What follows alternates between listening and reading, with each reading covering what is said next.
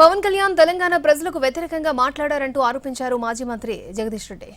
పవన్ ని ఎవరు అడ్డుకునేందుకు యత్నించారో వారి గురించి చెప్పకుండా సినిమా స్టైల్లో డైలాగులు చెప్పడం సరికాదన్నారు. పవన్ వ్యాఖ్యలను చూస్తుంటే ఆయన కాంగ్రెస్ నేతలు కలిపి ఆడుతున్న డ్రామాగా కనిపిస్తోందన్నారు జగదీష్ రెడ్డి. సినిమా డైలాగులు మాట్లాడి ఇష్టం వచ్చినట్టు పాకిస్తాన్ పోతాం, నిజంగానే పాకిస్తాన్లో ఉండవలసిన మనిషి ఉన్నట్టున్నాడు. ఆ మాటలు అర్థం లేకుండా నీ గురించి ఎవరు మాట్లాడితే వాని గురించి మాట్లాడు. తెలంగాణ ప్రజలు మీకు బోవ పెట్టారు, తెలంగాణ ప్రజలే మిమ్మల్ని జాదిండ్రు. ఇవాళ మీ పెరుగుదలలో మీ ఎదుగుదలలో ప్రతి ఇంచు తెలంగాణ ప్రజల దయ, తెలంగాణ ప్రజల దాక్షిణ్యం. మీరు దాన్ని వదిలిపెట్టి ఎవరో ఏదో అన్నాడని చెప్పి అసలు ఇవన్నీ చూస్తే మనకు కనిపిస్తుంది వీళ్ళిద్దరూ మ్యాచ్ ఫిక్సింగ్తో ప్రజల్ని మోసం చేస్తున్నారు.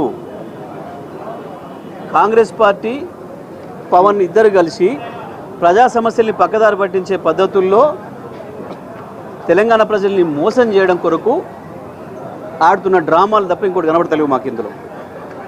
ఎందుకంటే ఎవడు బాధ్యత కలిగినోడు పడగలి. ప్రభుత్వం ఒకవేళ అనుమతి ఇవ్వకపోతే అది ప్రభుత్వ చేతకంతనం. ఆఫ్టర్గా పవన్ కళ్యాణ్ వస్తే మీటింగ్ పెట్టుకుంటే శాంతి భద్రతల సమస్య వస్తుందా? ఏం తెలివి తక్కువతనం ఇది? ఇక ఒక రాష్ట్రానికి ఆపడం అనేది ఏమంతో కాదు. ఇక ట్రంప్ ఇన్ని ఆంక్షలు పెట్టినా అక్కడికే అవతలేరు పోతూనే ఉన్నారు. ఈ తెలంగాణ నుంచి ఆంధ్రకు, ఆంధ్ర నుంచి తెలంగాణ పోవడానికి ఎవడెవరిని ఆపలేడు. మోడీ మాట్లాడింది రాసిచ్చారు, ఈయన చదివిండు. ఇక మోడీ లాంటి వాడే అనంగా పెద్ద ఈయన అనడం పెద్ద ఆశ్చర్యం ఏం కాదు మాకు.